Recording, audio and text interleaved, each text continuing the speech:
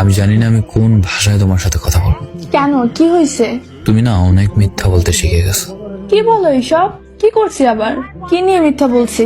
আচ্ছা, তুমি তো নাকি আজকে বিকেলে আপুর বাসা যাবে বলছো, আর বলছো একটু ব্যস্ত থাকবে, আমি যেন কল না দিই, মেসেজ না দিই। তুমি বাসায় এসেই আমাকে কল এসএমএস দেবে, কিন্তু দেখো রাত প্রায় 12টার উপর হয়ে গেছে, তুমি আমাকে মেসেজ দাও না, অনলাইনে আসো। তুমি সব সময় এসব ছোটখাটো বিষয় নিয়েই পড়ে থাকো। আরে আজকে আপু ভাইয়া এরা সবাই আসছে, সবাই মিলে আমার ফোনে ভিডিও দেখে ফেসবুকে। তো আমি মেসেজ করার সময় ওনারা দেখে নাই? গেছে কই ওরা? তুমি একদম বেশি বেশি করো। হয়তোবা আজকে শেষ রাত, আর হবে না কথা কখনো। ছেলে ছেড়ে যাওয়ার আগে এইসবই বলে, বাকি ছেলেদের মতোই তুমি। হ্যাঁ, আমি বাকি সবার মতোই। আজকে তুমি সত্যি আপুর বাসায় গেছো? তো মিথ্যা বলবো তোমার সাথে? মানে তোমার সমস্যা কি? তুমি আমাকে এটা নিয়েও সন্দেহ করো? প্রশ্নের উত্তরটা দাও, তুমি আসলে আজকে আপুর বাসায় গেছো? হ্যাঁ, প্রয়োজন হলে আমার বান্ধবীকেই জিজ্ঞাসা করো। ছি, তুমি এত সন্দেহ করো আমাকে, আমি ভাবতেই পারিনি। তোমার বান্ধবীকে বলতে হবে না, ওনার সাথে আমার কথা বলা অনেক আগেই শেষ। কি বলেছো ও? মুক্তা শোনো। বলেন ভাইয়া। আচ্ছা, রাইসা আজকে কই গেছে? কেন? বলো প্লিজ। ও নাকি ওর বোনের বাসায় গেছে। আগে যে কোনো জায়গায় গেলে ও আমার সাথে কথা বলা ছাড়া থাকতে পারতো না, কিন্তু এখন ও ওর বোনের বাসায় গেলেও নাকি আমার সাথে কথা বলতে পারবে না।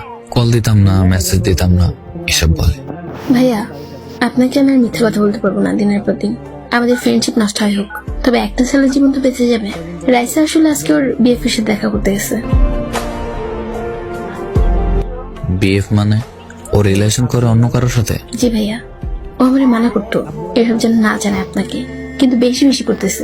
আমি মিথ্যাবাদী হচ্ছে আপনার কাছে, আর পারছি না ভাইয়া। ওরা আজকে চাঁদপুর বড় স্টেশন ঘুরতে গেছে, আমারে বলে গেছে যদি আপনি জিজ্ঞেস করেন তাহলে বলতাম আপুর পাশে গেছে। আচ্ছা, ছেলেটা কোথাকার? চাঁদপুরেরই, হাসান আলতে পড়ালেখা করে। মুক্তা যখন সব বলেই দিয়েছে, তাহলে আর লুকানোর কিছু নেই। তুমি আমার জীবনটা শেষ করে দিছো, পুরো জাহান্নাম বানাই দিছো এই 1 বছর 7 মাস। আমি আর পারতেছি না। তুমি কোথাও ঘুরতে যেতে দাও না, কোথাও ঘুরতে নিয়েও যাও না। তুমি সামান্য আমাকে বৃষ্টিতেই ভিজতে দাও না, বাকি সব তো বাদ দিলাম। আমি মুক্তি চাই, আমার মুক্তি দাও। ঠিক আছে, তোমাকে আমি মুক্তি দিলাম।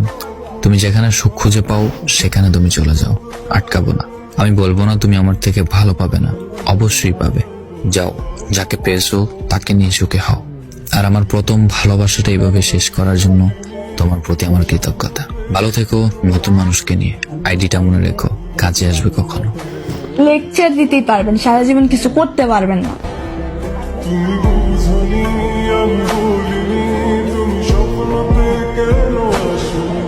তোমাদের অনেক সুন্দর মানাইছে দুজনরে। ছেলেটার অনেক ভাগ্য, তোমাকে মোনাজাতে চেয়েও পাইনি, অথচ ছেলেটা না চাইতেই তোমাকে পেয়ে গেছে। তোমার সাথে আমার যায় না, আমাকে ওর সাথে মানায়, আমার বান্ধবীরা সবাই বলে।